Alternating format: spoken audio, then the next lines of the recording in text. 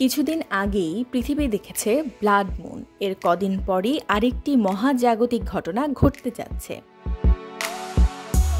আগামী বৃহস্পতিবার সূর্যগ্রহণ সংগঠিত হবে, তবে এটি বাংলাদেশ থেকে দেখা যাবে না। বৃহস্পতিবার আন্তঃবাহিনী জনসংযোগ পরিদপ্তর ISPR থেকে পাঠানো সংবাদ বিজ্ঞপ্তিতে এ তথ্য জানানো হয়।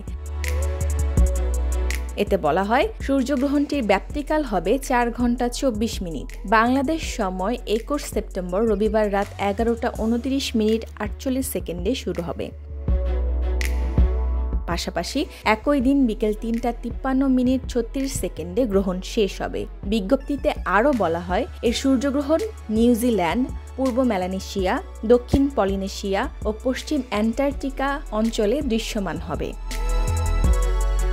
পাশাপাশি অ্যান্টার্কটিকার আলেকজান্ডার দ্বীপ থেকে উত্তর পশ্চিমে গ্রহণ শেষ হবে স্থানীয় সময় 5:48 38 সেকেন্ডে। দেশ সময় নিউজ ডেস্ক।